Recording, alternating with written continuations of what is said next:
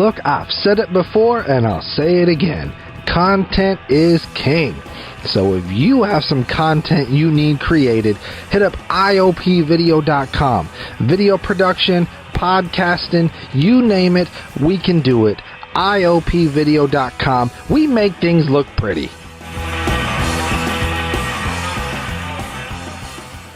Hey, man, thank you for coming on our show, bro. I really appreciate it. I've been trying to get this for a long time, Butch.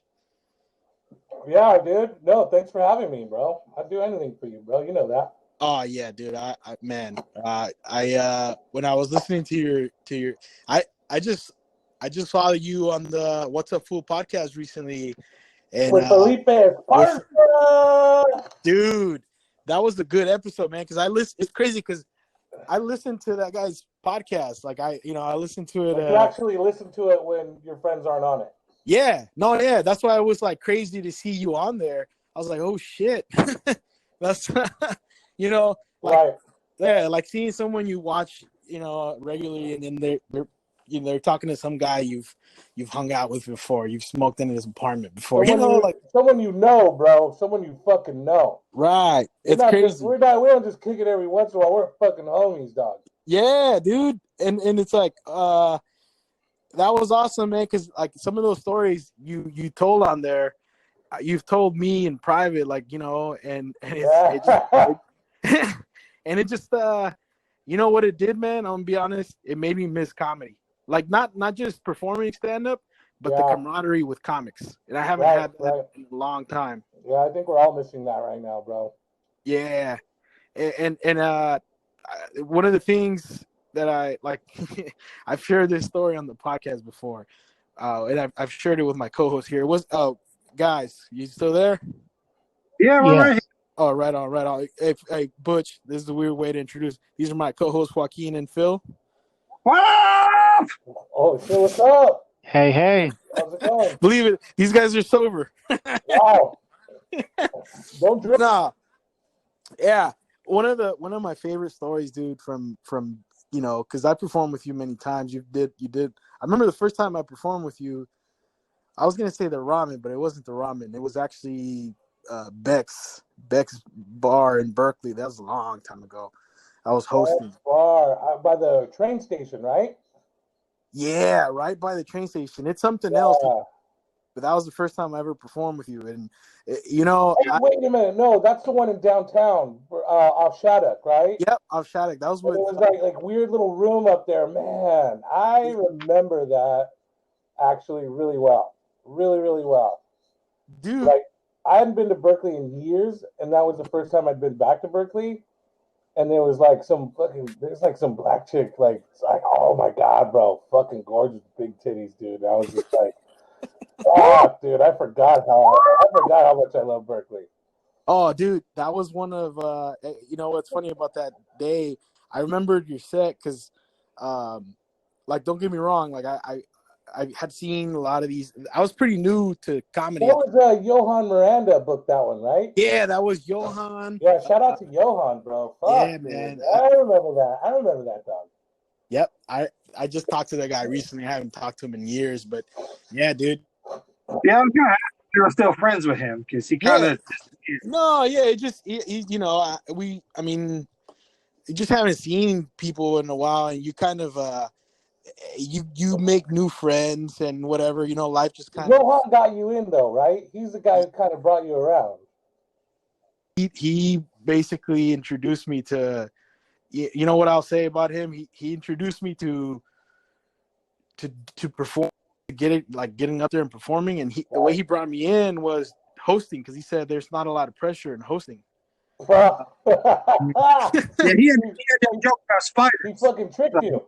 Yeah, he did, because it's actually harder in some cases because you're going up first. Well, to give excuse me,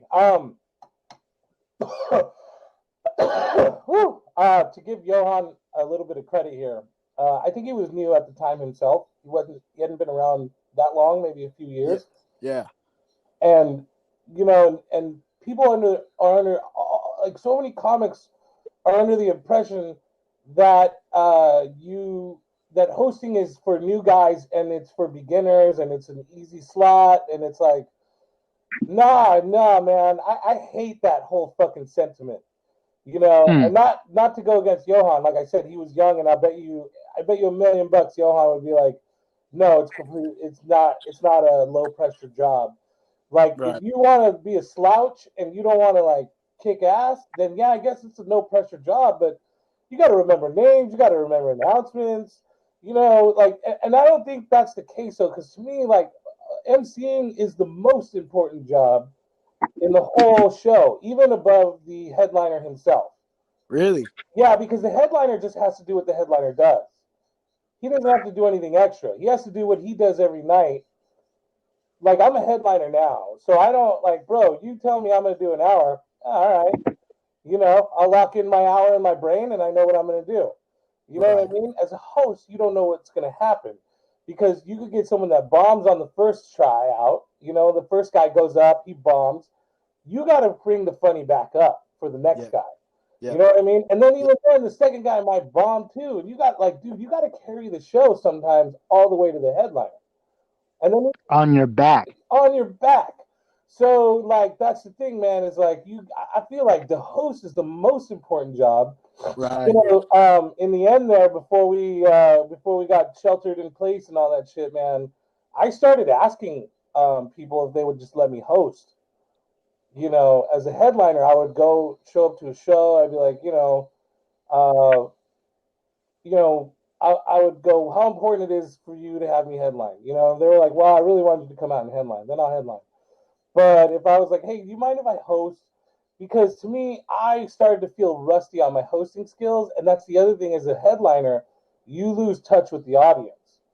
The host has the audience. They know the audience because they went out there when they were sober. They went out there. They're there through the middle of the show. They're going up every time. They're getting to know them. They have to pay attention to the show. So they know what the audience is laughing at and not.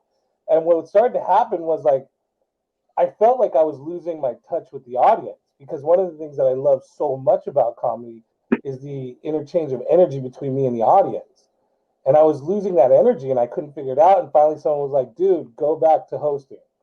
Like, you'll refresh yourself. You'll remember what it was like. And you'll get that experience you're looking for. And then, you know, you could go back. So I started hosting. You know, I would go do Cheaper Than Therapy, and Sam would have me, headlining, and I would go, no, can I host tonight? And I think she let me host a couple times till she realized, like, fuck that, this guy's fucking crazy. The other thing is like, you have more fun as a host, right?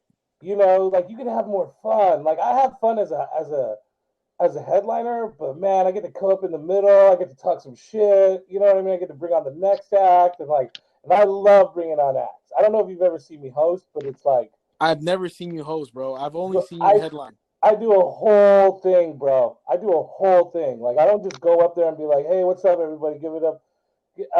Give it up for fucking Chris Storin or whatever. You know what I mean? I wouldn't go. I'd be like, what's up, everybody? This guy right here, he's done this, and that. Ladies and gentlemen, give it up real big for Chris Storin. You know, and I would you hype it up.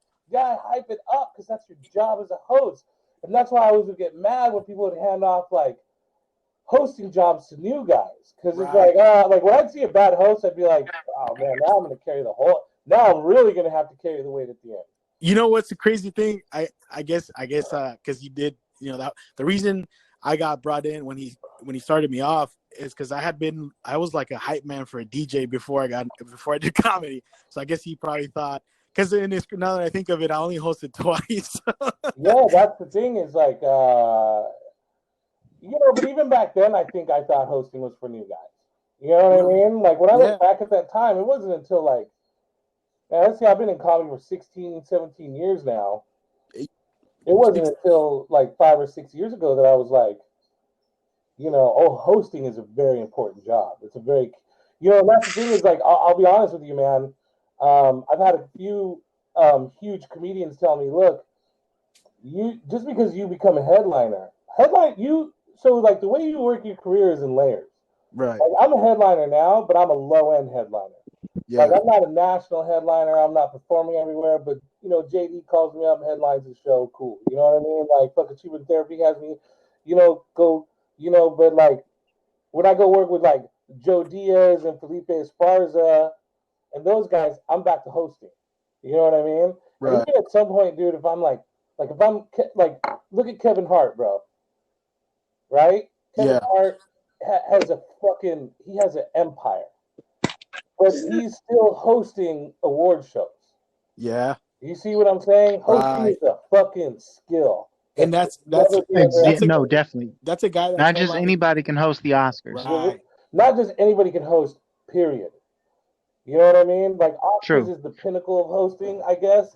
But, like, bro, if you give me, you know, the ramen, and you go, Butch, I want you to host the ramen.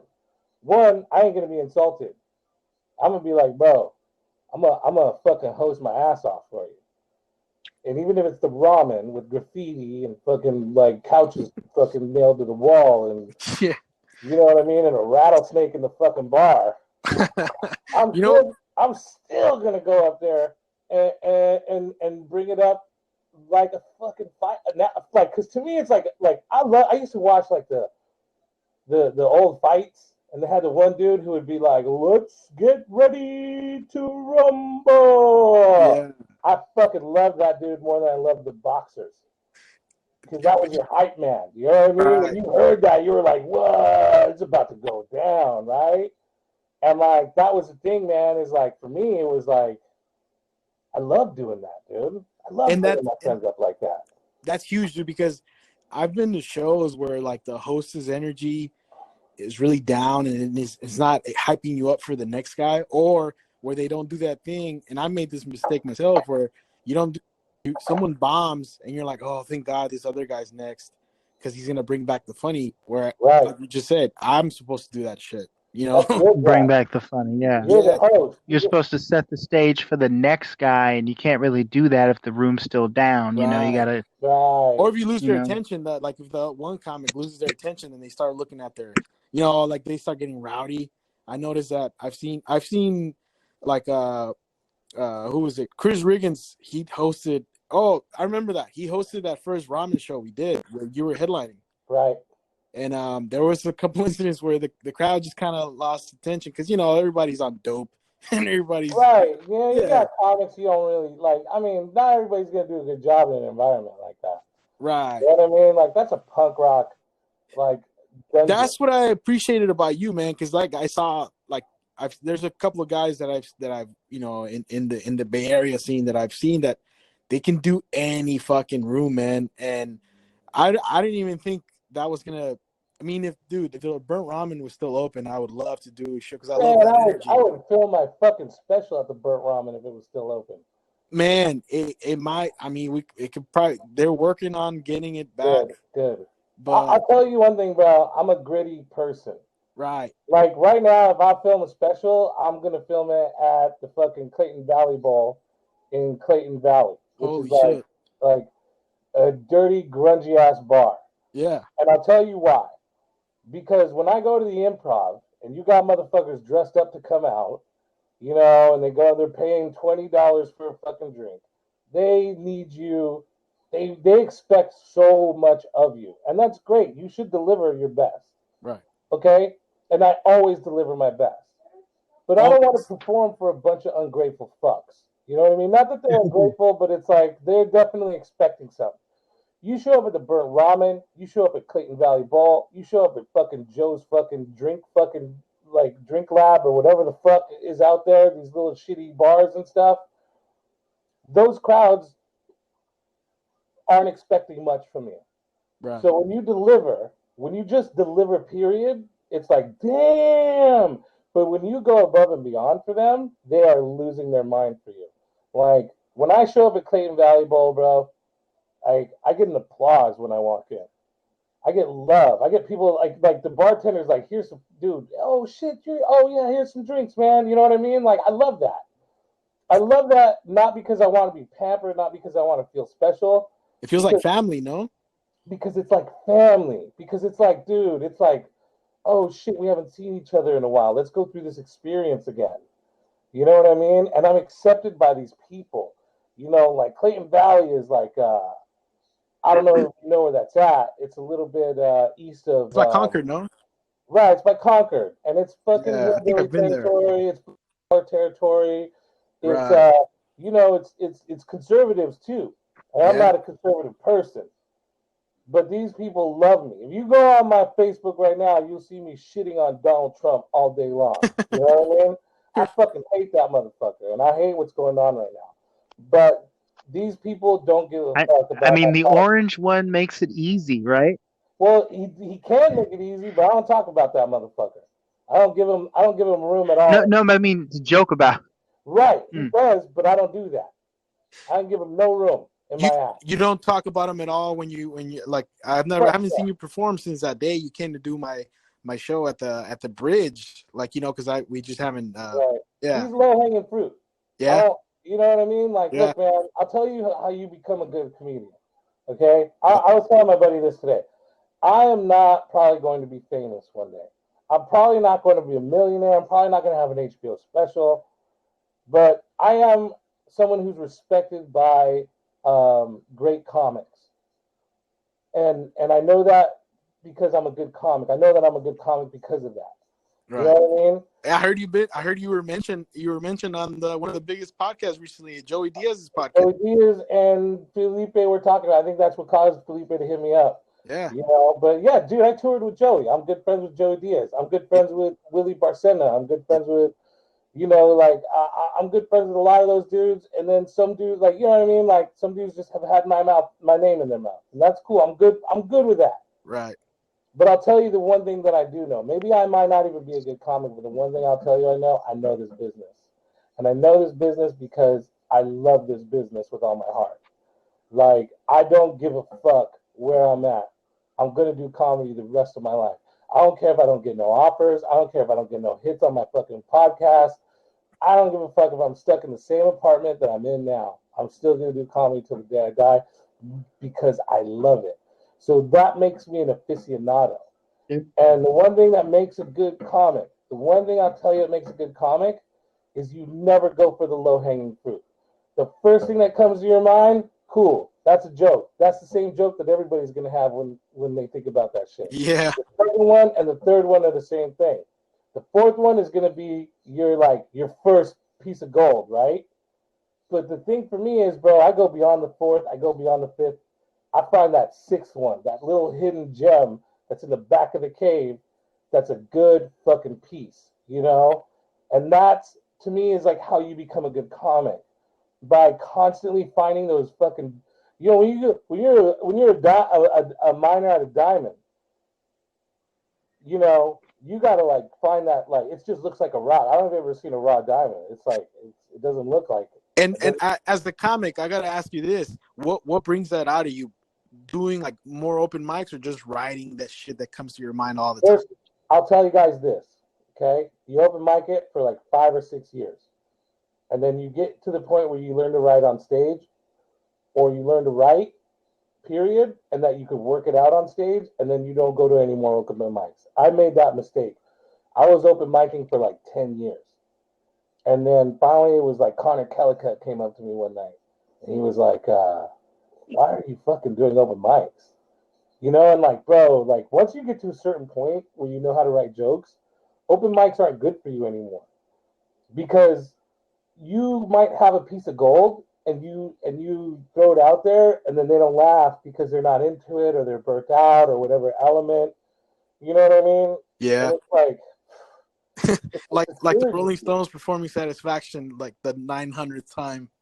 Right. But let's say Rolling Stones never performed Satisfaction before, like to a crowd that's never heard it before. Right. Oh yeah. You know what I mean? And then the crowd's like, this song sucks. You know, like that's the thing. And so like, you know, I go, well, dude, don't you got to practice? You know, like, don't you have to work out all the time? He goes, no, you know how to write jokes. You've mastered writing jokes for however long you've been going to fucking open mics. So you know how to write a joke at home, and you know how to make it work at night, right? And I'm like, yeah, I've definitely done that. And I do that now where I'll think of something, and I know it's going to slap. You know what I mean? It may not kill, it may not murder, but I know it's gonna slap. So I'll get up there, say my shit. People kind of chuckle. All right. Then the next time, at the next show that's booked, I'll go ahead and like polish it up a little bit, polish it up a little bit more. You know, and I throw it in the middle somewhere where it's not like too invasive. But that's the thing Like, is I work it out with the crowd. Like I'm able to come up with a thought now because I've trained myself to write. I'm able to come up with a thought and go, that's gonna work tonight. That'll definitely work. It may not kill it, but I know I know I can get them to laugh at this. I want to ask you this because I've seen you perform. There was the show at Beck's, for example. You did it twice, but the second time you came back, you actually headlined. And this is what I saw you do that day. That I don't know if this is just how often do you do this. For example, that day, the last comic before you went up, the day you were headlining, I think this was the second time. The previous comic went at it with somebody in the front row about porn. They were talking about porn, and then you were listening. And I don't know if you this is just kind of like stage magic. You know that stage magic that happens sometimes. But you came on and you did a whole 20 minutes of porn with based on the conversation those two were having back and forth, and it was just crazy. You just it seems like you were freestyling about porn for like 20 minutes. You know what I saw one time, bro, that inspired me to do that? I was doing a doubleheader with Joey Diaz and Ari Shafir. Oh shit! Okay, I was hosting, and because there was no middle act, I was kind of middling too. So I carried a little bit more like time, right? Yeah. And they would switch off as headliners. This is when Joey wasn't what Joey is now. Right. And Joey was 100 times better than Ari, but Ari had a big name. So they were like switching off. And one night Ari went up before Joey. And at the end, Ari has a joke about how morning breath is gross. But my girl wants me to wake up in the morning and eat a pussy. It's like, if your morning breath is bad, what is your pussy gonna smell like, right? That kind of joke, right? So Joey goes up, so he gets up, that's his closer. I go up, I bring Joey up. Joey gets up there and goes, "Give up a Butch Escobar, give up for Ari Sophia."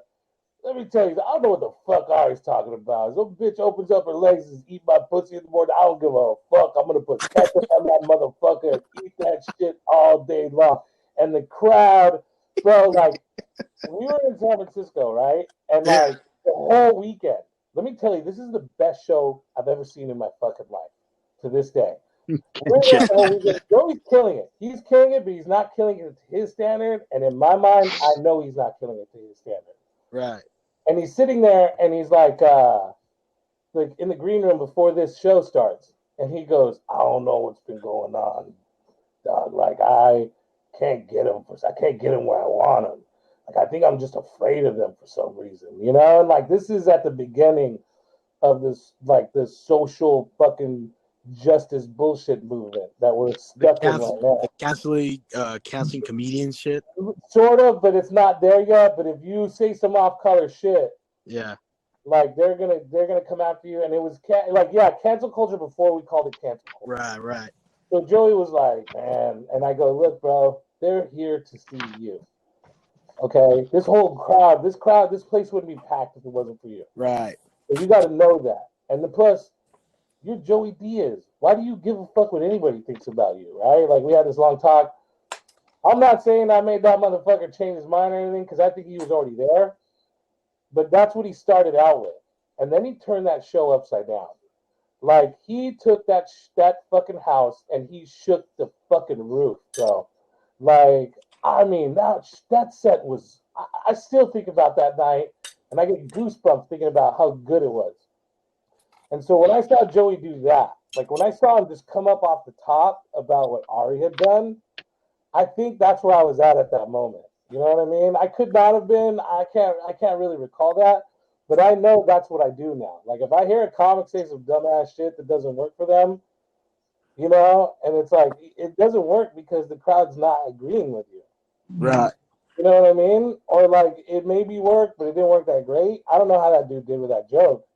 But I'm pretty sure in my mind, I was like, "Let me show you something, youngster." You know, and it's like I'm not gonna steal these jokes from you. I'm not gonna do your jokes, but I'm gonna talk about what you're talking about for right now. And it was, then, and you took it to different angles. I remember that day because like you took it to wide range. Like you went, they were doing like they were staying within the lane of watching porn, right. and then I remember, and I mean, you probably don't even remember what you said that day. I don't know, No, but I remember a lot that what you were say talking it, about. say it. I don't give a fuck. Okay, so one of the things that you were saying is because the person who had heckled, I believe it was like Juan Medina or something. They heckled him about porn, and then you were talking about how old are you? And I believe the guy was probably like 21. And like you probably could just go to bed and close your eyes and imagine something and come as you're jacking off. He's like, and you said, I literally gotta have bitches shit on my chest and choke me with the belt to get me to just get me hard, some shit like that.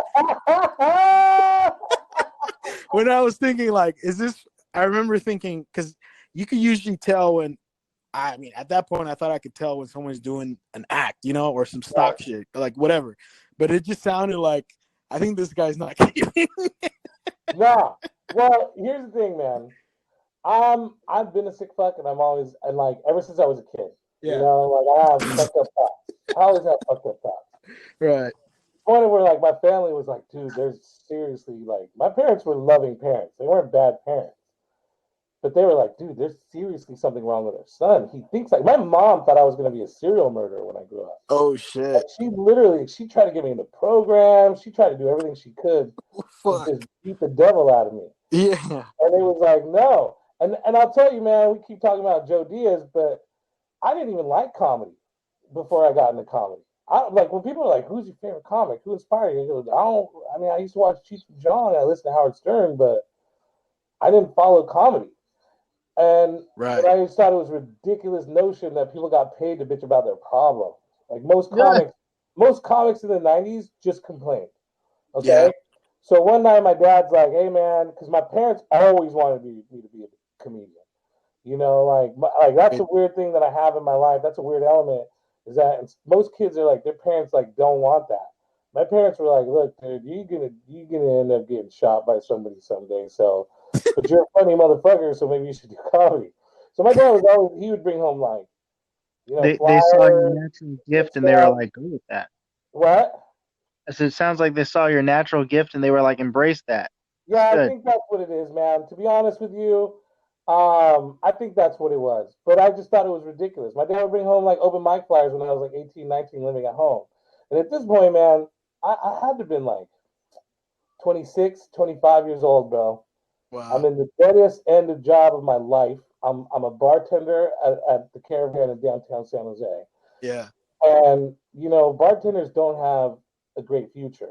Like, you get old, you're not pretty no more. Nobody wants to fuck with you. You know what I mean? And I knew that. I knew I was fucked. You know what I mean?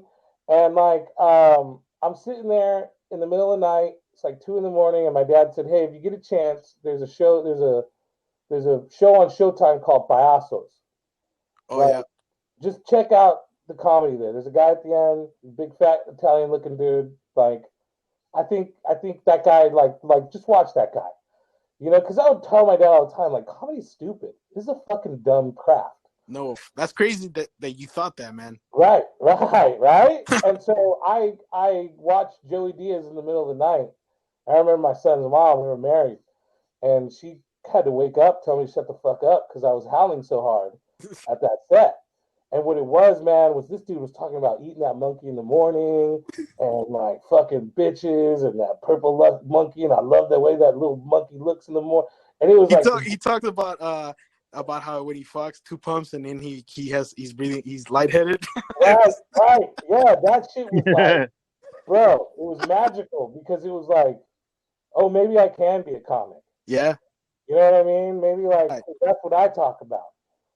And then like I think it was a year later, I was still working at the Caravan. Shout out to Rachel, who runs the Caravan to this day. She used to be a comic, and I think she still does comedy from time to time. But she was like, you know, and her dad was like fucking George Carlin's like fucking roadie, and her brother's Taron Killen from fucking Saturday Night Live. Yeah. So, and she's a comic herself. She's like one of like respected comics at the time in the Bay. And she goes, look, man, I never said this to anybody before, but you should actually do comedy. You know, and so I tried it. After that, after seeing someone like just talk about their life or what they thought, you know, I was like, oh fuck, you know, like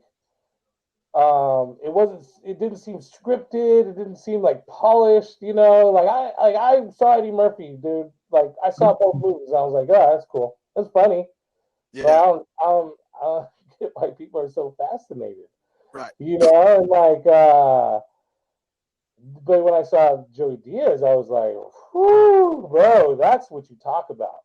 Like, Dude, that's you know what you just said earlier about, like, you know, how you were comparing, like, going to do a show at the Improv, and like all these people paid, you know, their money, and they're all dressed up, and you know, they're getting whatever, the waitresses bringing them their drinks. I think I know, like, it kind of comes back to this, because like that's how I felt when I was, like, for example, that day I saw you when you were headlining. That's kind of what I mean, you know, it wasn't a celebrity like Joey Diaz, but it was like you. And I think the difference was, you know, the intimacy of those smaller whatever rooms.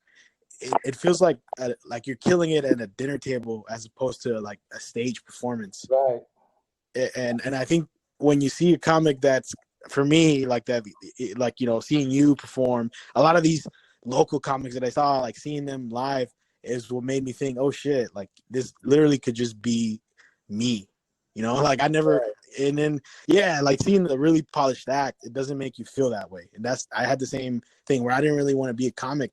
It seemed impossible. Like watching one of the first specials I watched was Chris Rock's, what was the one with the leather, when he's wearing the leather jacket, Bigger and Blacker or something like that. Blacker, Yeah, and I remember thinking like, damn, like that seems impossible.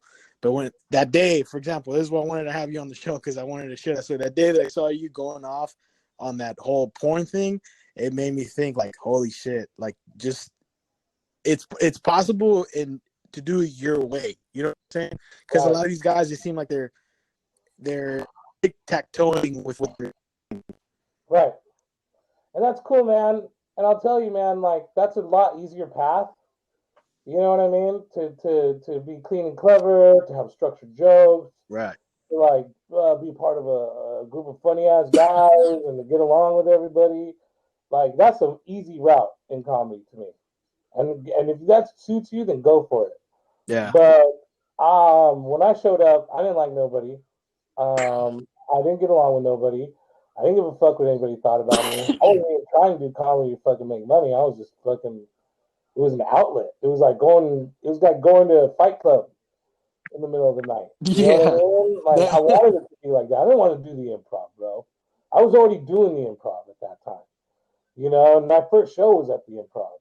So I know what that crowd was like. But the first time I had some taste of blood, you know what I mean? Where I was like in a dank ass fucking bar in the middle of nowhere, you know, and I'm sitting at the back with my little fucking tablet, like my little like writing, you know, thing, and I'm just writing down shit, like trying to fucking like do what I'm doing, and then like, you know, I go up and I try to do these structured jokes, and they don't work. And so I step back for a minute, and then I just start like talking about my thoughts. And Do it was like, do you ever get writer's block, man? Because of like, you know, only when I'm trying to write.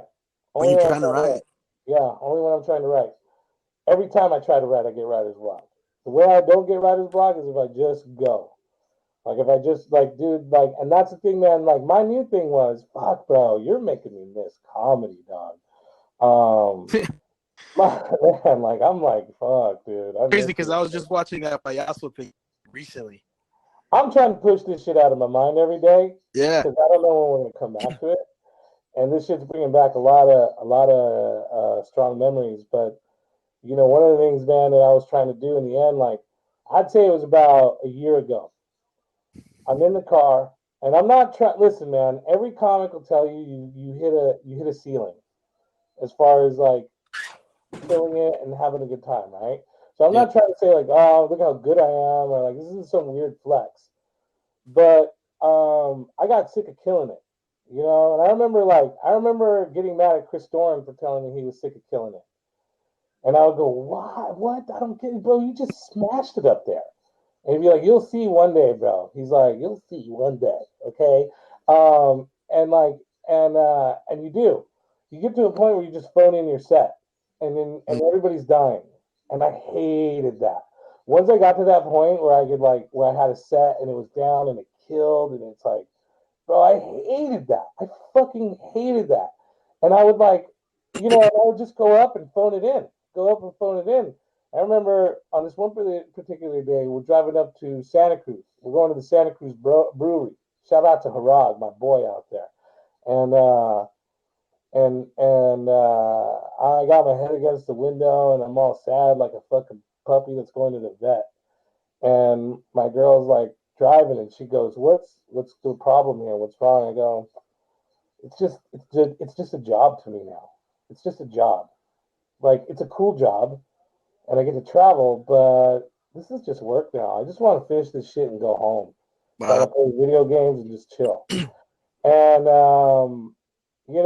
and I was, because at the same time, because it was just a job, and I felt like cruddy about that, because I'd somehow turned my passion into a day job, which is what I was trying to get away from, which goes against my whole thinking. And we get there, and I get up, okay, and there's these two people in the audience that have like matching fur. It looked like they skinned a wolf and made vests out of them. Right, these two white people, bro, like the nerdiest white people you ever seen, a guy and a girl. And I get up there and I start talking for a minute, and I go into my routine, right? And I look down at these people and I go, "Look, man, I gotta ask you guys." And I removed myself so far from that day that you saw me at that, what was it called again? X. Yeah, Bex. I had removed myself. Like, I'd become a polished comedian. Right. I had a set. I had things that I would talk about, and I had like things written down in paper, and I was like, and that this is how you're supposed to be. But I stop and I look at these people and I go, "Excuse me, where the fuck did you get those vests? Like, did you guys kill a wolf on the way over here?" And then both of them look at each other and go, "This is our first date. We met on Tinder, and we just both wore this at the same time." Oh shit! And like, I laughed it, bro. And in the corner were some paisas that were the brewers, bro. And I was so happy to hear that they're the brewers of that brewery. And I started talking to them, and like, I was like, these crazy white people, and then there's college students, and some of them are white girls who are getting offended, and some of them are Asian chicks who are laughing. And I just started picking off the crowd. I just started interacting with the crowd. I just, like, it was no longer a show that was just here's a bunch of people watching me perform. And that was part of the problem too, bro. It was like, I wanted to not make it about me anymore. Yeah. Like, I was trying to make my whole life not about me. You know what I mean? I know it sounds like I'm up here talking about myself, but I really, like, I do my best to suspend my ego, and it's something I've been working on, And at the time I was practicing mindfulness, and like, I was not, comedy felt like it was getting in the way of me trying to lose my ego. And which is hard when you're killing it like you are. You're like, you're killing it a lot. Yeah. And so what I did was I found a way to interact and exchange energy with the whole audience. Right. And what I would do is I would get feedback from them, but I wouldn't give them enough rope to start being able to heckle and keep talking. Like, I'd rip it right out of their hands, and I'd go to the next guy. Then I'd go to the next guy. Then I'd talk for a minute, and then I'd hit up, "What are you doing over there with that thing?" And you pull them into the show. Right, I pulled them into the show. And at the end, bro, people were walking up to me and being like, "Man, I've never experienced anything like this." And I got in the car and I looked at my girl and I'm like, "This is how I want to do comedy the rest of my life. Like, I don't want to do material anymore. I just want to talk." Now, at that point, how many years had you been doing comedy already? This was like a couple of years ago, so I was like 14, 15 years in. Oh shit. One of the things is I don't really count. One of the things I learned is, like, if you count, you allow yourself breaks. Like, when I quit smoking weed, I don't like count the days that I quit smoking weed. Because if I get 2 weeks away from quit smoking weed, then I'm like, I'm at 2 weeks. I can smoke a joint right now. You know what I mean? Like, if you don't count, you don't allow yourself any breaks because you don't know how far you are from it. So when I started doing comedy, I never wanted to count the time that I was in because I didn't want to quit. And because I quitted everything before I got into comedy, bro. I quit everything I tried. I tried being a chef. I tried being, like I wanted to be a pro fisherman at one time, like a pro angler. And like I quit at that, and I had a good chance of doing that actually, and like What made you not want to be a chef? Because I wanted to go to culinary school after high school, and I tried to open a food the business last price year. the price of culinary school. Yeah. To what? To get out and be a line cook for like 10 years? Right. Nah, I'm good, dude. I'm good. Yeah. But yeah, I went up there and I found myself again. And up until the fucking COVID happened. Now, I'm gonna tell you right now, bro, it wasn't like automatic and I would do it every week. Because there were times where like I had to go back, like my guns were like my material, okay?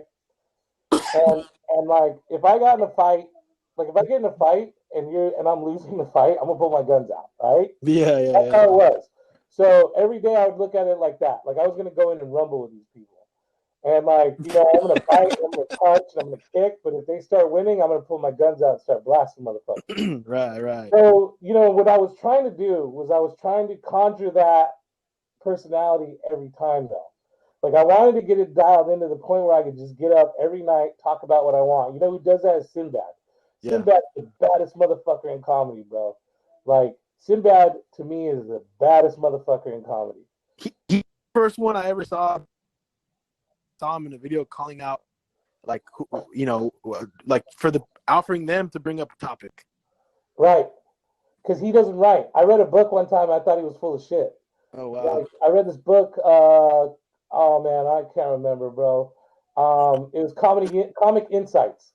It was all these different interviews with comics. It was by a guy named like something AJ. I can't remember right now. But anyway, Sinbad. He asked Sinbad how he writes. He goes, "I don't write."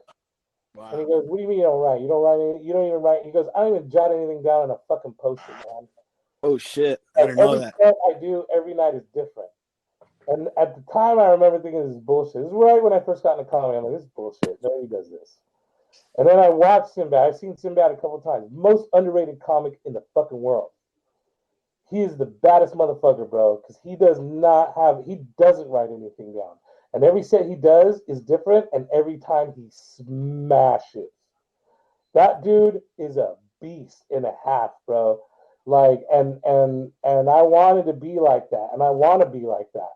And when I see Sinbad perform, I go, I could do that. I can harness that energy. But it takes a minute. I don't know if Sinbad did it right off the bat. Right. But for me, bro, like I got to practice that shit. You know what I mean? Some nights I just like, I can't do it. So I just go to material.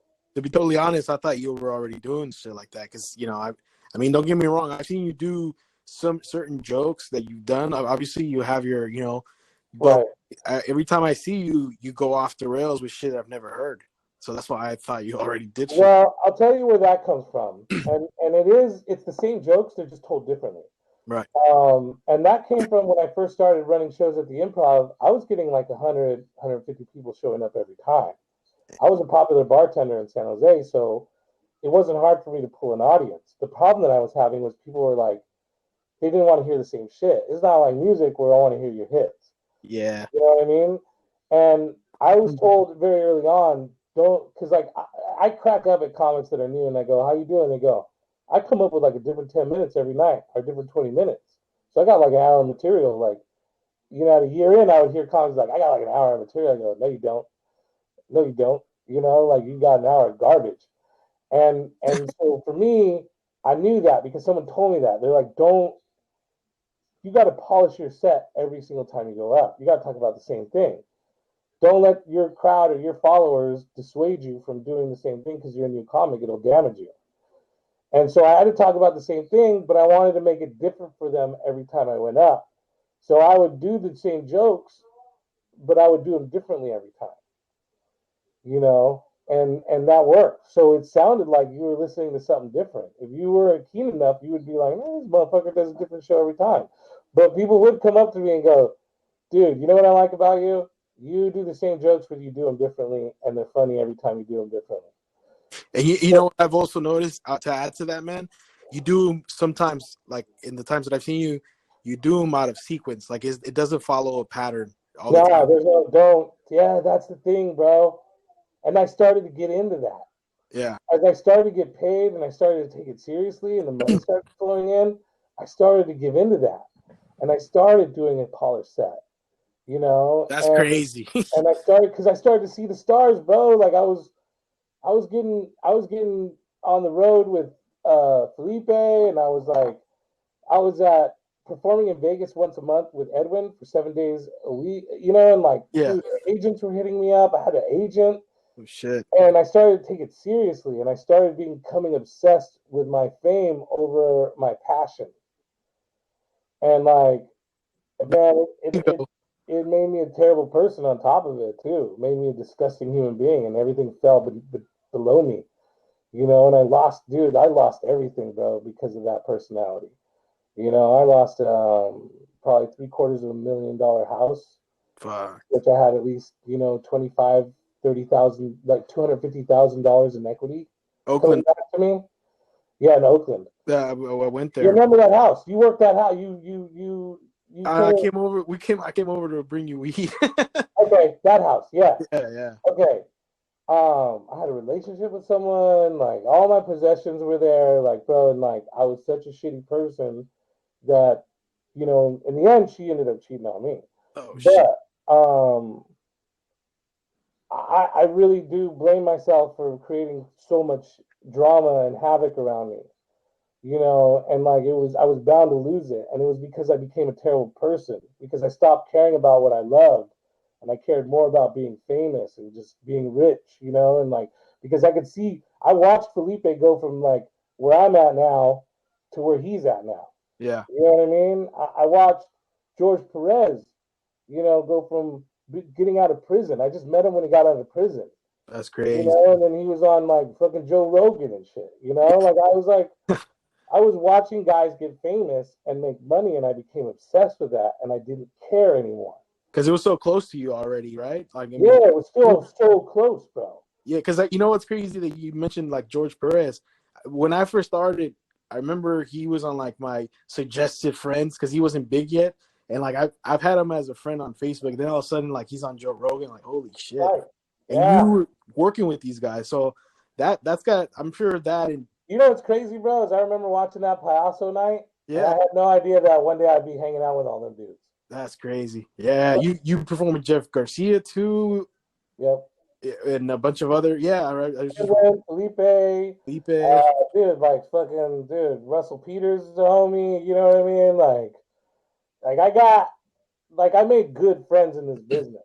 Right. And I watched people get famous, and I became obsessed with that. And like when I lost everything and shit hit the fan, I met the love of my life right after. But I wasn't ready for her. You know what I mean? Like, cause she was like, I'm not gonna put up with that shit. And so I had to change in order to keep her in my life. Like I had to find like, some people find God. Like I found mindfulness. You know what I mean? I found like Buddha and shit, dude. And I started to like realize like, oh, dude, like my karma's all fucked up. Like my whole being, my whole vibe is wrong. And I slowly changed. And with that change, I found my passion again. Because I didn't care about material possessions anymore. One of the things that I lost in that relationship was everything I ever owned. Even my mom, who had passed away years before, had made these photo albums for me. That girl kept those things. She kept my mom's 45s. She kept my mom's paintbrushes. She kept my most prized possessions. So I had to learn to let go of material possessions. And in doing that, and I knew the best way to do that was like through mindfulness, right? This is not me trying to preach to anybody. This is just me telling you a story.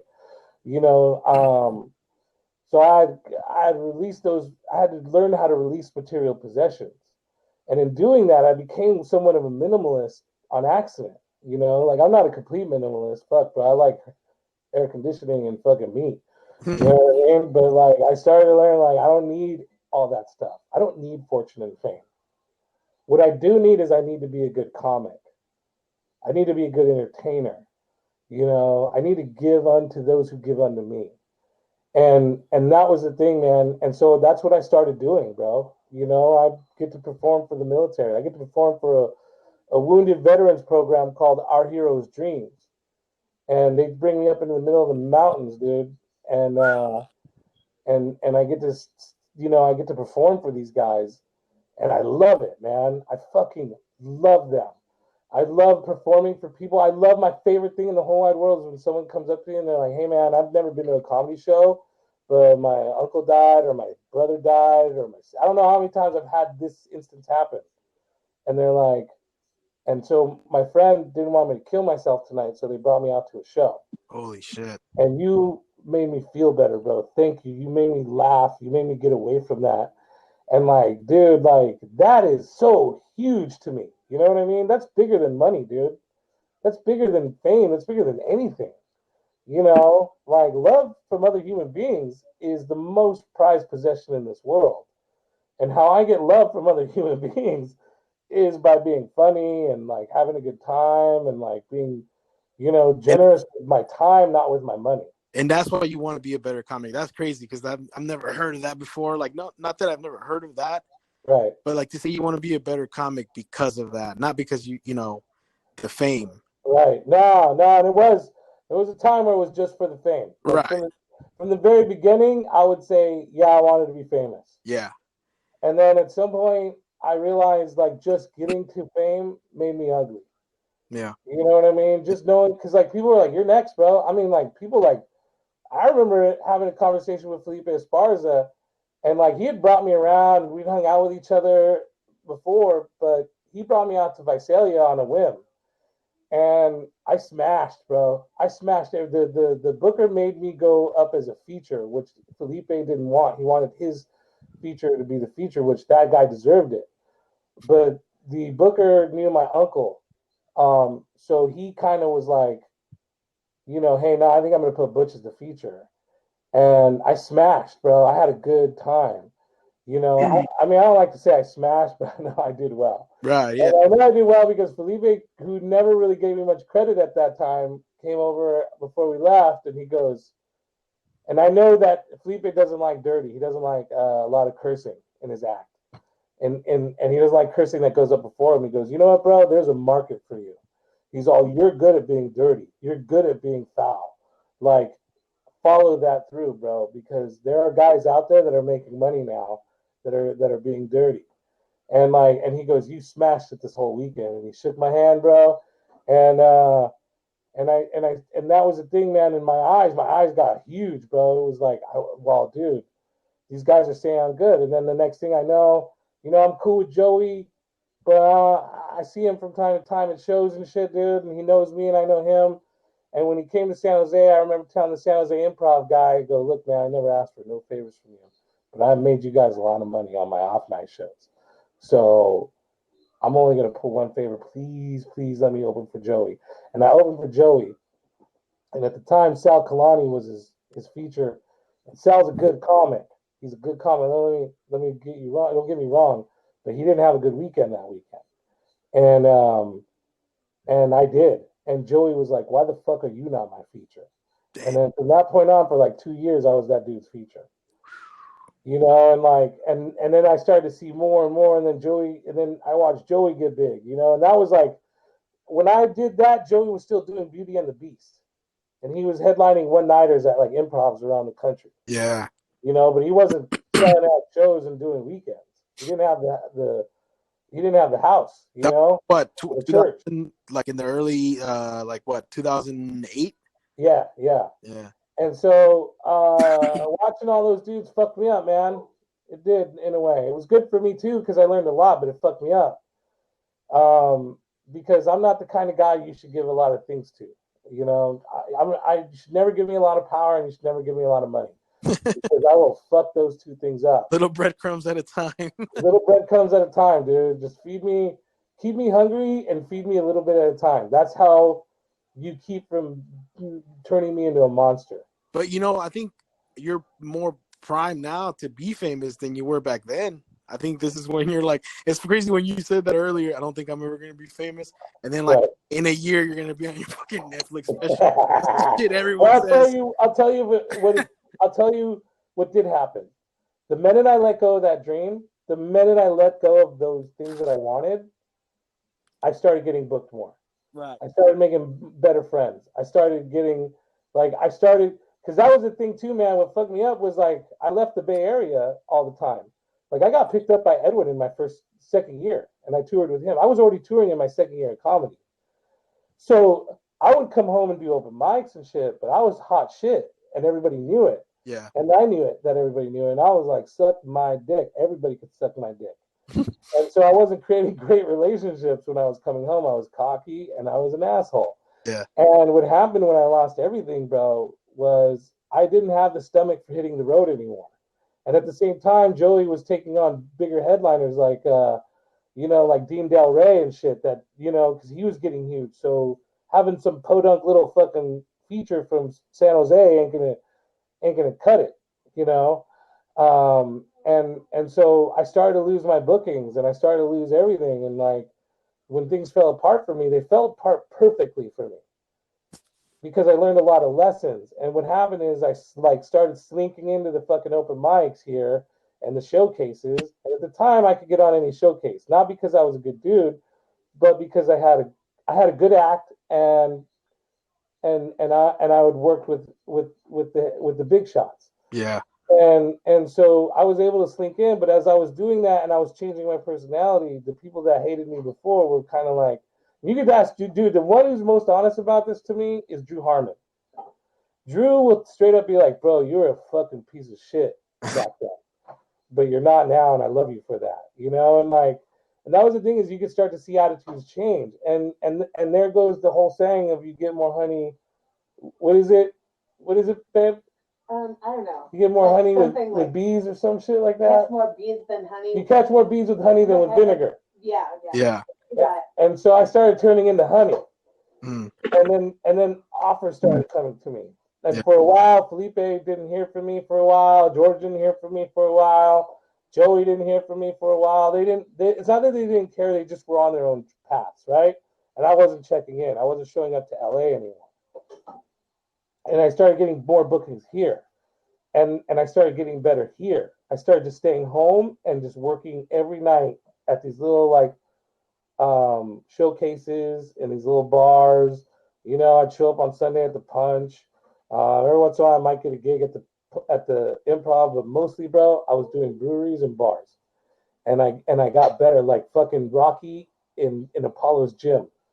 You know what I mean? Yeah. When Apollo took Rocky out of his lifestyle and was like, we're gonna train in LA, bro. We're gonna get on the beach, you're gonna chase chickens. You're gonna beat a bag with all these brothers staring at you. You know what I mean? Down in a basement somewhere. And that's what I forced myself to do. And as I did, and it wasn't that I was forcing myself to do that. It was just what I was pushing. I was forcing myself to do it in a way where I was forcing myself into purgatory and punishment.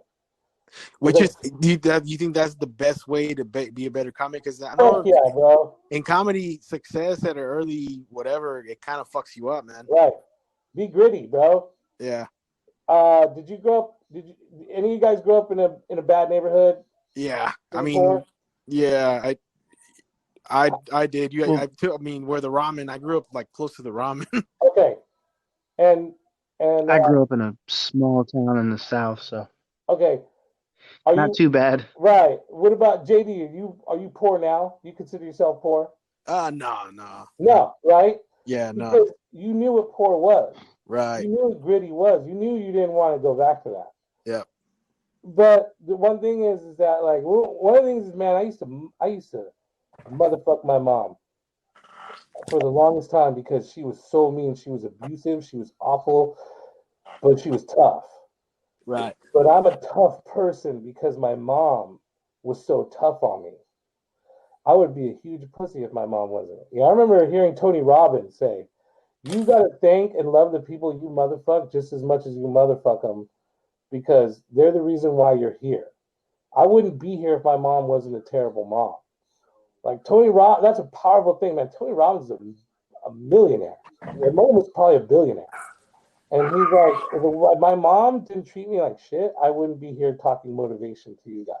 Right. Okay? So that's the way you got to look at it. Irony of ironies. Right. Exactly. So you go to those little rough ass gyms. You go to those little like down the like crawl down in the fucking dankest darkest place. You know what I mean? Go to the Copper Spoon. Copper Spoon's a great Copper Spoon's a great place for that. It's dank. It's like a hole in the back of this place, and like everybody shows up waiting for you to fuck up. You know what I mean? Like champions are made in places like that. Yeah. And so that's what you got to do, man. Is you got to go to those places and put in work. And you put in work until you can't anymore, and then you go and put in more work until that pain that you're feeling, that like I'm not going anywhere, I'm not doing anything in my life, like until that pain is numb, until your brain is numb from that shit, and you're just a monster who just wants to devour audiences. That's, you know what, man, like I the first 2 shows that I did, I killed. It was easy. And, you know, part of it was a lot of the crowd were my old high school homies who, you know, they heard I was doing stand-up, so they came to see. Too, bro. What a fuck. Yeah, exactly. So then after that, I did a bunch of open mics. And I remember the first open mic I did, I had like this whole like, oh, I just killed 2 shows, bro. It's going to, you know, whatever. And I bombed so hard that as soon as I got off stage, I walked out because I was like, I don't want anybody to see me. I don't want to look anyone. I remember I made it a point to walk out of there without making eye contact with anyone because it felt like shit. But then the 4th time I did another open mic, and I bombed even harder. So then afterwards, I even questioned, because a lot of people in my early years told me I was funny, you know, like, right. I always like to tell jokes around the dinner table with cousins and whatnot. And right. we used to do like these roast sessions with the cousins. I think that's what kind of, you know, got me interested in wanting to tell jokes. But right. at that point, you know, so I had done that was like my 4th time ever performing on stage. Yeah. I remember questioning, was I even funny at all along? Have I even been funny? Is it just people telling me that I'm funny? Like, I started to question that shit, man. And it's an easy mistake to make. We all do it. And we all, like, because the same thing for me, man. I performed at the Improv in front of like 250 of my friends. Yeah. Because I worked at the bar. Right. And I did 5 minutes and it crushed. But it was my friends that we were talking about the bar. You know what I mean? If I go to if I get booked in LA and I go, hey, I work at this bar called the Caravan, I say, hey, dude, get the fuck out of here. Yeah. You know, it's almost a disservice to yourself. Dude, I remember doing Richmond jokes for fucking like these techie crowds in what was that city, Burlingame? And it's like, they don't know what the fuck. Mm-hmm. They don't give a fuck about Richmond, bro. Yeah, they don't fuck. I've never seen a crackhead. Like, the fuck out of here. Yeah. And here's the thing, man. Like, I love bombing. Yeah. Let me just say that. I love. My girlfriend pointed this out. Hey, baby, there's rice right here. That's okay. I already ate. Okay. My girlfriend pointed this out earlier. Like, we were just having a conversation, and she was like, I've heard you say that you love bombing, right? What were we talking about earlier? Actually, I think I was like, I said Dave Chappelle said something that you always say. Oh, yeah, okay. Which is that you love, and it's true, you do it. Sometimes you purposely dig yourself into a hole, right, just so that you can dig yourself back out and like put out a big challenge. Right. And you sometimes people will try to come to your rescue, and I'm like, no, he's having a great time right now. Right. Don't worry. Yeah, so I do that. Like, I love that, bro. And I remember when that happened to me, I was in the Modesto and I was bombing, right? And I remember thinking, like, they already hate me. So what do I give a fuck what I say next? Right? And that's always been my attitude.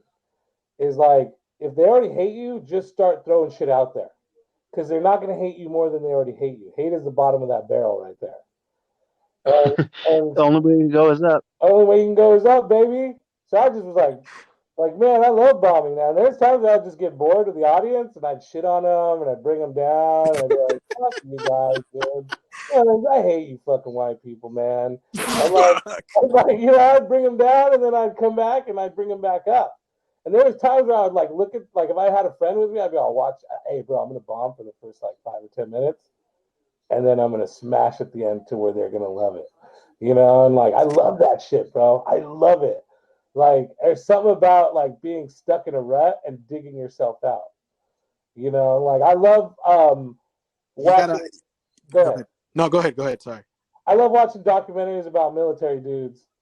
Like, I don't know if you guys ever read a book called, oh man, dang, dude. It's by a Navy SEAL dude named David Goggins. And, Can't Hurt Me No More. Yeah. Bro, that dude is exactly what I want, what I am in comedy, or I feel like I am. Like, I resonated so much with that book, and the book is basically about this dude who loves pain. Like, he loves being broken down. So he could, like, come back from being broken down. And the more you break him down, the more he's like, I'll come back even harder. You know? And, like, I love that shit, bro. I love hearing about battles where dudes were in, like, I'm stuck in the bush. All my fucking dudes are dead, or like they're wounded, and then we got like 2 clips of ammo left, you know. And so I just started fucking killing fools, you know. Like, I love shit like that, dude. I love from behind victories. Like being cornered. That's being cornered on stage. Like yeah. Yes. I love seeing that. Like, you know, I love seeing other people do that, because to me that's just something I'm still trying to master. And that's the thing, man, is like, you ever watching like a movie where dude's like purposefully gets cornered and then he takes out the big guns and everybody's like, oh, fuck. Yep. He fucked with the wrong dude. And he's got a bunch of booby traps set up. Yeah, I would bring him in. I'd get him to hate me. Get him to hate me. Get him to hate. You know what, dude? That Bill Burr in Philadelphia is exactly that. Oh, yeah, that's fucking great, man. Bill Burr, to anyone who hasn't seen that, I recommend to go watch Bill Burr's Philly Rant. If you're a comic and you haven't seen Bill Burr's Philly Rant, then you're not a comic. Dude. You have not graduated yet. That shit is the best thing ever, and it's so motivating. That felt relieving, even though I don't have any dog in that fight. Yeah. I don't know. I'm gonna watch that after I get off this thing, bro. Was that? I think I'm gonna watch it when I get off. Oh yeah, dude. I watched it not that long ago, because like you, man, I've been missing that energy of anything live, just live shows. And I bumped into this YouTube video because you brought up something that just like it was a memory you pulled out of my head when you were saying something earlier about being comfortable on stage. I'm sure you're familiar with Bill Hicks. Oh yeah, I love Bill Hicks. Oh yeah, I saw that there's this YouTube video floating around. Someone found a tape recorder that he had or whatever. I don't know if you've seen it. It's on YouTube, but it's like a tape recorder, and it sounds like he was doing a podcast. He's just in his room. He's before he got famous, and he's talking about how he got comfortable for a while just performing at the Comedy Store, and he was just he got real good at telling his jokes. He made it a point to say he got real good at telling his jokes. Right. And he got, I guess he said, it's funny how a long time ago, my friend Bob Saget, I guess Bob wasn't big at that point yet. So he was like, he took him to this other show in some other part of town that wasn't really big. And then he's talking about, he just decided to go off the script, and it got fun again. And that's something I experienced when I started doing those shows at Bridge, the venue that you did. Man, that shit was so fun. I love that place. That's when I also experienced, man, like I felt like it's you become, like you say, you become good at telling your jokes, but then you don't have fun. Yeah. And that's what I miss about like the live magic, because some of my jokes, man, I've written like on the off the cuff, like on stage. Like a lot of my best stuff that I kept, like I've done it that way. I mean, that in right. The pressure of it makes like, like it turns the kernels into popcorn. You know what I'm saying? Right. Yeah, it makes the diamond, bro. Yeah. You know what I mean? And that's the thing is, like, I watch a lot of comics float all the way to the top, man, by making it easy on them, and that's great for them, bro. I admire that. Honestly, I do admire that. But that's not how I work. Right. You know what I mean? Like, yeah. I don't get up and go until I have to get up and go. I've been like that my whole life, dude. I'm a lazy bastard like that. But yeah, go ahead. No, I just wanted to share this story with you, man, because I never told you this. But this is from a day we did a couple of open mics, or we were going to Santa Clara, and I was riding with you, and I remember that day we were smoking on the way there. And I'll be honest, man, I don't do well under weed, but because I was like, I admired you as a person, and I admire you as a comic. I was like, fuck yeah, man. I the other time I did something similar to that, where I like to be home when I'm like, I don't have to drive, I don't have to go anywhere. Like that's how I'm comfortable. The only time I've done that was that day, and when I got to smoke with Jay Lane, who was in Primus. I went to one of like their studio sessions, and I was like, hell yeah, like yeah, because he offered. I was like, yeah, even though I had to drive. But that day I picked you up. I think we smoked like 2 blunts from your house at your place in Oakland. Right. Well, you did most of the smoking. But on the way there, like I remember, man, I'm like a 2 puff. I remember that weed. That was the blue note that my buddy had, like blue crack. Yeah, it was blue crack. That's what it was. Shit. And that shit was blue crack, dog. I remember I used to give that to the dudes at Lucky 37, that little Filipino spot. I would give them a little couple baggies. They give me free food. That's how good that shit was. Oh damn, yeah. No, I remember, dude. I bought like 4 ounces of that from you because I was selling them to these guys who didn't want to. This was back when it was illegal. Right. So it was like, you roll like 2 blunts of that. And on the way there, man, like I think we were close to San Jose, and I have anxiety problems. Right. And I didn't know that. Yeah, but I'm driving, and all of a sudden, I don't know if you remember this, but I kind of pulled over in the freeway, and I pretended like something was wrong with the car. What it was, dude, I couldn't feel my legs.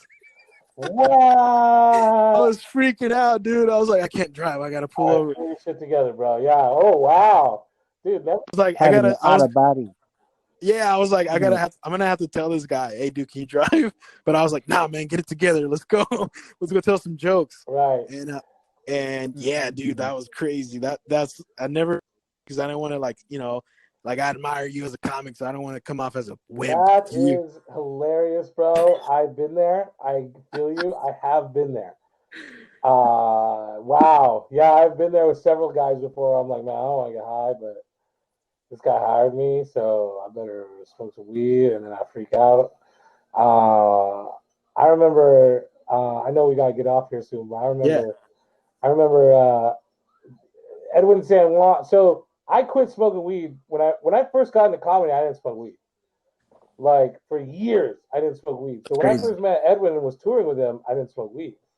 But I started to get, because like I started doing these 420 shows, and these like weed companies wanted to sponsor me. And High Times was like giving me a tour, and I was like, "Fuck, dude, I better start smoking weed again." So I started smoking weed again, and but I wasn't, dude. One of the things I don't like about weed is it makes me think too focused on myself, right? Yeah. And one of the things that I was afraid of with comedy was that I would talk myself out of doing comedy if I was high. Because I would tell myself, like, what do you do? People don't care about you. People don't care about what you have to say. Stop fucking looking stupid on stage. Jesus Christ, dude. Be a man. And, like, so I was afraid of that. So I would never get high and bring it around comedy. I would just get high at home. And then Edwin San Juan hired me. He's a resident in Las Vegas. And when he funny ass dude. So when he got his first residency in Vegas, he hit me up and said, "Hey man, I want you to be a regular. You come out once a month, fuck with me for 7 days out of the month." So, that's an opportunity you can't turn down, bro. And like, I mean, how many Vegas residents do you know? You know what I mean? Like, so I would fly out there. I flew out there, and we smoked weed when I first got out there in the morning. And then we were getting ready for the show that night. We did 7 days in a row, 9 o'clock at night every night. That dude works 9 o'clock every night, 7 days a week, except for Super Bowl Sunday. Only day he takes off. And so he goes, all right, man, we're going to get ready to go, dude. Let's rolling up, bro. Let's smoke. And I go, oh, well, Ed, well, I don't like to smoke before shows. And he goes, no, you're going to smoke before the show tonight. And I'm like, look, man, you hired me. You're going to get a shitty show. You're going to have a shitty feature if I go up there high. And he goes, I don't care. It's my show. Go ahead and be shitty. Get high. Smoke the tweed. And for that 7 days in a row, bro, I went from being mortified to being like, God damn, dude, I love this shit. You know? And I forced myself. So where are you now? You smoke weed when you get up? No, I just do it every one. You know what? Yeah, this is horrible, dude. While we were talking, right when you picked up the phone and you dialed in with us, I fucking dropped my bong, dude. It just shattered. I don't know if you guys heard that earlier, but I did hear something, bro. Yeah, and I was like, it's only you know, appropriate that I get a good bong rip and fucking broke it, man. But yeah, I mean, you know what? I totally keep it separate from comedy. Right. Like people is performing for now, just because, you know, I've always had issues with anxiety, dude. So but yeah, dude, I want to tell you, like, before we I was watching this documentary or interview, I forgot what it was. It was Paul Mooney, and he was talking about makes a good comic. Someone asked him what makes a good comic, and he said, good comics, some people can become good comics. They can not become a really good over time, but comedians are born and comedy finds them. And that's exactly what I thought of a motherfucker like Butch or Chris Thorne. Bro, thank you. Fuck Chris Thorne, but thank you. No, but you know what I'm saying? Like, that you came to mind when I thought of that. And I was like, yeah, man, like, because like it's crazy that you said that you weren't into comedy, because I wasn't either. And it was just like it's the beautiful thing when the art you were meant to be in finds you. And man, yeah, that's weird. I never thought of it like that, dude. I never thought of it like that. But I have high hopes. Well, not high hopes. I see you doing big shit in the comedy game, man. There's people you see it in, you know. It's like I hope so, man. I hope I can go back and do what I used to do. Oh, dude. I hope I can go back. Two, I hope when I do go back, I can do what I do. And you know what? I think watching you at on the What's Up Fool and just hearing you mention, I was like, yeah, that guy, man. Like, I told you this in our private DMs before. Like, I think you know, in my opinion, you should be maybe even, you know, at the same level as Felipe or more, based on I appreciate that. I appreciate that. And any way, like, before we go, any way we can, if people our listeners want to follow you or watch some of your stuff. I'm on Instagram. I still got like about 1,000 people left for room on Facebook, or maybe less than that now. No, I think I got like 4,000 something. Check out my YouTube, but right now my baby is my podcast, man. I've been doing a podcast. I've been interviewing not famous people, but the most interesting people in my life. Right. And like, I'm about to interview my girlfriend's dad. Nice. The guy went to school with like Liza Minnelli and like a bunch of different people. Like, he got brought on stage as a Marine by Milton Berle, and like, he's like, you know, he just has all these great stories that I could just sit and listen to for hours. So, you know, I want to bring Charlie on there. I'm gonna bring my dad on there. He was in Vietnam. He played in the minor leagues. You know, I had a friend, my buddy, who lost his leg, got both knees shot off in Afghanistan. Oh shit! And he runs that Our Heroes Dreams program. I had him on. He's gonna be out next week. I had Sammy Obeid on, who did like 1,001 Nights of Comedy. He's did 100. He just did our show here a few weeks ago. Did he do your show? Yeah. God, hey, you know what, bro? I love Sammy. He's the most down-to-earth human being on the planet, dude. Yeah. Like, that's why God will give gifts to people that way, bro. Right. I don't believe in God, so I don't even know what I'm talking about. But God, He will give gifts to you if you stay humble. Yeah. Sammy is a perfect example of that, bro, because Sammy is the chillest motherfucker on the planet, and he's gonna be famous one day. He's gonna be one of the greats. Yep. I promise you that. Yeah, I agree. Like Kabizi's hilarious, but Kabizi's gonna die at some point. You know what I mean? He's gonna overdose on coke, or he's gonna fade into some fucking bad fucking depression and become homeless. But Sammy is gonna be famous, and he's gonna deserve everything because he is, dude. Because Sammy is the turtle in the race. Right. You know what I mean? Like, yeah. He's just there. I love that dude, man. I can't say enough about that guy. Oh yeah, that guy. He's always been sweet, and like I told him, I think I mentioned this when I interviewed him, like his fame doesn't seem like it's affected him how he treats all his other comics. Not at all, bro. Yeah. Not at all. I couldn't. I thought it was like going on a limb asking him to do my podcast. Right. No, yeah, he was like, yeah, sure. And then even when we like set up the date and time, I was like, he ain't gonna show up, bro. This is fucking 100 Humans on Netflix, bro. Exactly. Yeah. You know what I mean? Like, he's been on Conan, I can't even count. You know what I mean? Right. Like, the dude is like, he's a wizard. And there he was, bro. He shows up, pops up on my monitor, and we talked for an hour, man. It was a great conversation about comedy. I've just posted that one. That's the latest one I have out. So if people want to check that out, especially comics. If you're a comic and you're listening to this right now, do yourself a favor. There's 2 episodes that I made for comics. And of course anybody could listen to it, but you know, this was strictly for the homies. Was DNA, who runs a comedy club and in Santa Cruz, right? Santa Cruz, and is the coolest fucking gatekeeper on the planet. I don't even think he likes being called a gatekeeper because he doesn't fuck around like that. Like, if you want to try comedy, DNA will fuck with you, and he will make you a great comic. And then the second one is Sammy Obey. Those ones 2 are for the comics. The next one coming out is for my military boys, all my boys overseas. Shout out to all the fucking troops, baby. I love you guys. And so listen to that one, you know. But yeah, dude, check those out. Right on, man. Hey, dude, I appreciate you coming on. I just want to ask you, since we talked a lot about this, because you know I do a lot of Richmond shows, especially last year. I did a lot of Richmond shows. Aside from my shows, I got booked on like other people's private events, like the little private Richmond. Yeah, man, you're working. I can see you out there, bro. Well, before the COVID, man, I was, but like, and I met a lot of people in like, especially a lot of dudes in Richmond who are these little hood guys who's like, man, I always wanted to try comedy. And I know some of them listen. Those people that have that little itch, like, I really want to try comedy, but I don't know.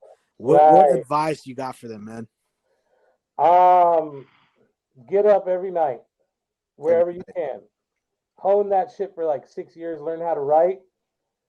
You know, but my first advice has always been these 2 things, man. Get up every night and work on the same 10 minutes for at least a year to 2 years. And enjoy this thing. And when you start to not enjoy it, switch it up. You know, that's my advice. But yeah, definitely go up every night, man. Find a place to get up, and especially right now, man, if you're trying to find comedy, there's open mic Zooms. Yep. How easy is it? You don't even have to get on stage. You just got to get on your phone or camera and sling some jokes. You know what I mean? Yeah. And so, you can see faces. You see faces. Man, I want to see new people out there right now doing the Zoom stuff, dude. Yeah. And if anybody needs advice, if anybody's listening to this and I don't know you, send me a message. Butch Escobar on Facebook. I'm the only motherfucker. I think I'm not. I don't know if I'm the only Butch Escobar, but I'm the only Butch Escobar who's a comedian on Facebook. So send me a message, Butch. I need some advice. How do I go about doing this? I always am happy to show people what I know. That's great. That's great because from you have an opportunity to do this. Right, man. Because like when guys ask me, like, you know, some of those guys ask me, like, I'm still trying to figure this out. I don't know. If you get to the answer first, tell me. I'll tell you why. You're the best guy to go to. I have Felipe Esparza as a mentor. I've had Joey Diaz as a mentor. I've had Edwin San Juan, Tony Kameen. You know, I've had some really great mentors in comedy. But my greatest mentor is Chris Storin. And he's only like 2 years in front of me. Yeah. And that's why he's my greatest mentor, because as much as you could teach me about the big huge canopy that is comedy. I need to know what's right in front of me, and Chris has always been 2 steps in front of me. So he toured a year before I started touring. He got headliner before I got headliner, 2 years, and so he was always able to be like, here's what I know right now. Here's what I'm going through. So as much as I could be a great source, I feel like people that are new like you, or people that are newer like you, I mean, you've been around for a minute, but you're the best source for those people, because you know what they're going to go through next. What happened to you when you first started doing comedy is fresh in your mind. What happened to me could be just an illusion. Yeah, that's true, man. Yeah, I mean, it's crazy. Well, when it's something you're still trying to figure out yourself, that's what I mean. Like, sometimes it's hard to give that advice, but I guess like when you put it in that respect, I'm just overthinking it. Right? Tell them what you know, bro. Everybody can be a teacher as long as they know what they're talking about. Right on, man. And how you do that is by just talking about what you know. You know what I mean? I'm not going to tell you what it's like to be a fucking famous headliner, because I'm not a famous headliner. But I can tell you what it's like to go to these dungeons and these holes and these fucking like breweries out in the middle of nowhere. You know what I mean? I can tell you what it's like to go overseas and perform with the troops. I can tell you how to deal with famous comics who hit you up. You know what I mean? Like I can tell you all that stuff because I've experienced it. And that's really where my advice comes. It doesn't come from this like know-it-all person who thinks that they're so good. You know what I mean? Yeah. It's just like, yeah, man, good luck on that. I tried doing that before. Well, man, I'm excited to see where you're going to be a year from now, bro. Me too. I'm excited to see where all of us are going to be a year from now. Yeah, exactly. Who's left? Who's left? And, you know what I mean? We have no idea, bro. Bro, I appreciate you taking the time, man. I don't want to take more of your time. I would love to have you on again, bro. Please do. Please hit me up anytime. Will do, man. Hey, man, you have a good night, all right, bro? All right, my brother. I love you, man. Thank you guys so much. Have a good evening. All right, guys. That's been The Voice Party. We're out. Woo!